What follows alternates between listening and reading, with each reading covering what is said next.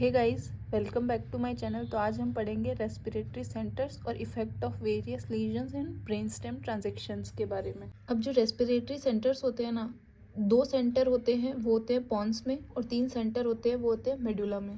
पहले हम इनको एक बार पढ़ लेते हैं, फिर हम इन सबको डायग्राम से समझेंगे।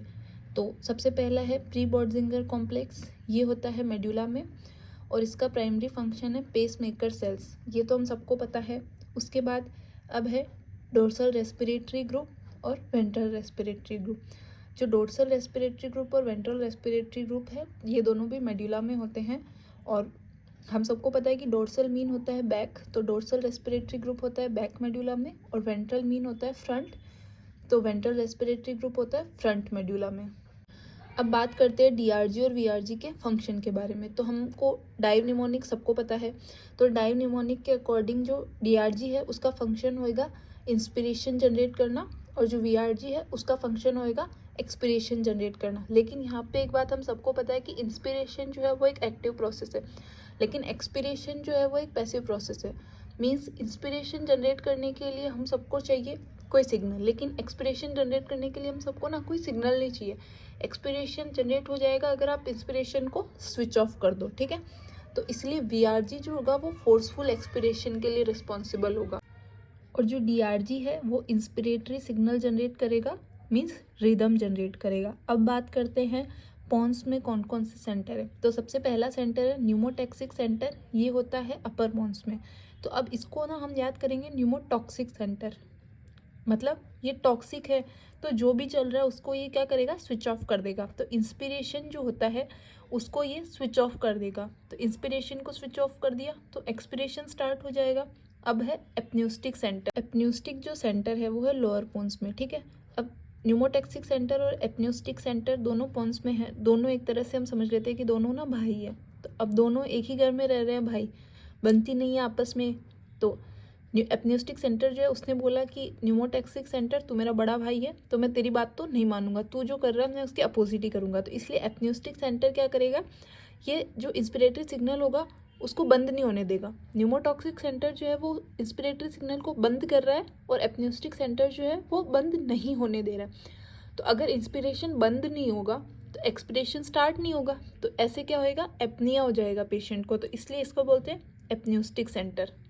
अब आती है वेगस नर्व। तो वेगस नर्व क्या बोलती है न्यूमोटॉक्सिक सेंटर को कि भाई तेरे छोटे भाई ने तेरा साथ नहीं दिया, तो मैं पूरी तरह से तो तेरा साथ नहीं दे सकती, पर हाँ मैं तेरी थोड़ी बहुत हेल्प कर सकती हूँ। तो ये इसलिए क्या करती है, ये जो इंस्पिरेटरी सिग्नल होता है उसको इनहिबिट करती है, ठीक है। न्यूमोटॉक्सिक सेंटर जो था वो स्विच ऑफ कर रहा था और ये उसको इनहिबिट करती है। तो एक तरह से ये भी एक्सपिरेशन स्टार्ट होने में हमारी हेल्प करती है। तो अब हम समझ लेते हैं इन सबको एक डायग्राम की हेल्प से। तो ये पॉन्स है, यहाँ पे 2 सेंटर्स है, न्यूमोटैक्सिक सेंटर, एपन्यूस्टिक सेंटर, और ये मेड्यूल है, यहाँ पे 3 सेंटर्स है, डीआरजी, वीआरजी एंड पीबीसी। तो अब हमें पता है कि डीआरजी जो है वो रेस्पिरेटरी रिदम जनरेट करता है, मीन्स इंस्पिरेशन को स्टार्ट करता है, और जो न्यूमोटैक्सिक सेंटर है, टॉक्सिक है, वो स्विच ऑफ करता है इंस्पिरेशन को। तो अब हम देख सकते हैं यहाँ पे कि जो न्यूमोटॉक्सिक सेंटर है ये डीआरजी पे नेगेटिव फीडबैक दे रहा है, और एपन्यूस्टिक सेंटर है वो हमें पता है कि वो इंस्पिरेशन को प्रमोट करता रहता है, एक्सपिरेशन स्टार्ट ही नहीं होने देता है, तो ये डीआरजी पे पॉजिटिव फीडबैक दे रहा है। अब जो डीआरजी है वो कौन सी मसल पे जाके इसका इफेक्ट होगा। तो जो डीआरजी है इसका इफेक्ट होता है इंस्पिरेशन को स्टार्ट करना। तो इंस्पिरेशन को स्टार्ट करने के लिए जो मेजर मसल्स होती है वो होती है external intercostal muscle and diaphragm. अब जब भी ये मसल्स वर्क करेंगी तो चेस्ट एक्सपैंड होगा, वॉल्यूम बढ़ेगा, प्रेशर कम होगा और इंस्पिरेशन स्टार्ट हो जाएगा। अब हमने देखा कि जो वीआरजी है उसका काम क्या होता है, फोर्सफुल एक्सपिरेशन, ठीक है। तो अब फोर्सफुल एक्सपिरेशन जब भी होगा तो एसेसरी मसल्स को काम करना पड़ेगा। तो उसके लिए जो मसल्स काम करती है वो होती है इंटरनल इंटरकोस्टल मसल। अब हम पढ़ेंगे effect of various lesions and brain stem transections के बारे में। तो जब भी हम कोई भी लेवल ऑफ ट्रांजैक्शन पढ़ेंगे तो हम देखेंगे कि वेगस जब इंटैक्ट है तब क्या होगा, और वेगस कट है तब क्या होगा। और हमें ये तो पता ही है कि जो वेगस होती है उसका काम होता है इनहिबिट इंस्पिरेटरी डिस्चार्ज, मतलब ये एक्सपिरेशन को स्टार्ट होने में हेल्प करती है न्यूमोटैक्सिक सेंटर की, ठीक है। तो सबसे पहला ट्रांजैक्शन का लेवल हम पढ़ेंगे कंप्लीट ट्रांजैक्शन अबोव पॉन्स। तो इसे ना हम डायग्राम की हेल्प से समझेंगे। तो ये है ए लेवल ऑफ ट्रांजैक्शन, इसमें कोई भी स्ट्रक्चर कट नहीं हो रही है, तो हम देखेंगे कि जब वेगस इंटैक्ट होगा तब भी रेगुलर ब्रीदिंग होगी, क्योंकि कोई भी स्ट्रक्चर कट नहीं हुई है। और अगर वेगस कट भी हो जाएगी तो भी कोई फ़र्क ज़्यादा नहीं पड़ेगा, क्योंकि न्यूमोटैक्सिक सेंटर तो है ही कंट्रोल करने के लिए। तो इसीलिए सिर्फ डेप्थ ऑफ इंस्पिरेशन थोड़ा सा बढ़ जाएगा। अब हम पढ़ेंगे second level of transaction, mid pontine level section. ये है मिड पोंटाइन लेवल सेक्शन। इसमें हमने जब कट किया तो न्यूमोटैक्सिक सेंटर जो कि ऊपर था, अबव पॉन्स में था, वो कट हो गया, ठीक है।